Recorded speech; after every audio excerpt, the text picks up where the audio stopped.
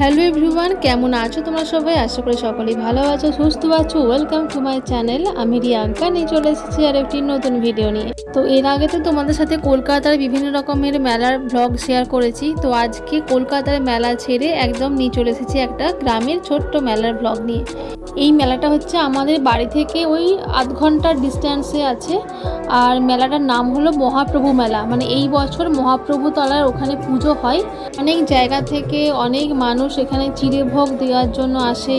সন্ধেবেলা রাতের বেলা কীর্তন হয়, এরকম অনেক মেলা বসে। বিয়ের আগে আমি এই মেলাটায় প্রতি বছর আসতাম, কিন্তু বিয়ের পর যেহেতু কলকাতায় থাকি ওই জন্য প্রতি বছর আসা হয়নি। এটা নিয়ে মানে সেকেন্ড টাইম আসলাম বিয়ের পর থেকে।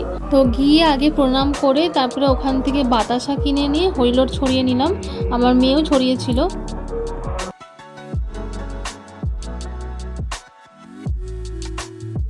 হরিলোট ছড়িয়ে একটু মেলাটা ঘুরে দেখছিলাম। মেলাতে অনেকগুলো স্টল বসেছিল।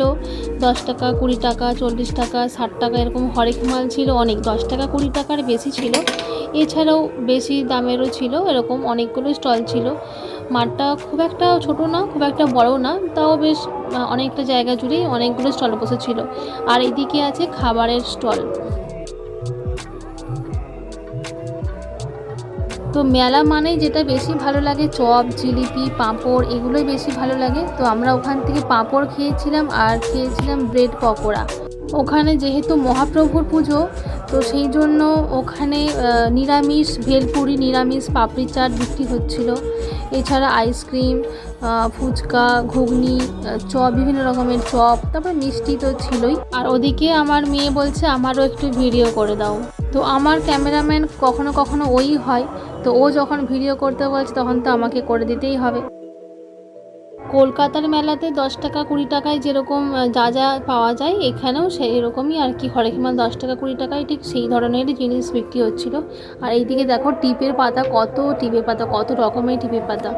আর যারা সফট টয়েস ভালোবাসে তাদের তো এই জোনটা বেশ ভালোই লাগবে। কত রকমের সফট টয়েস, কিউট কিউট একদম। আমরাও সেরকম কিছু কিনিনি। ওই মেয়ের জন্য একটা মাথার ফুল নেওয়ার ছিল, নাচের জন্য দরকার, আর একটা টয় কিনলো। তো এই দুটো জিনিসই কিনেছিলাম, আর কিছু কিনিনি। আর বাড়ির জন্য কিছু খাবার দাবার কিনে নিয়ে ব্যাস এইটুকুই ছিল কেনাকাটা। আর তোমাদেরকে তো বললামই যে অনেক মানুষ এখানে ভোগ দিতে আসে। তো আমার মাও কিন্তু একদম আমার ছোটোবেলা থেকে দেখে আসছে এখানে ভোগ দেয়।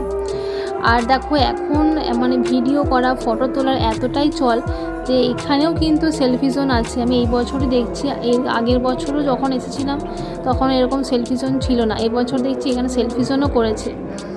আর এই দেখো কত রকমের মিষ্টি, একদম দেখলেই যেন জিভে জল চলে আসবে যারা মিষ্টি ভালোবাসে। তো মেলা ঘুরে একদম গ্রামের অন্ধকার রাস্তা পেরোতে আর বিশুদ্ধ বাতাস অনুভব করতে করতে চললাম বাড়ির দিকে। আজকের ব্লগটা এইটুকুই ছিল।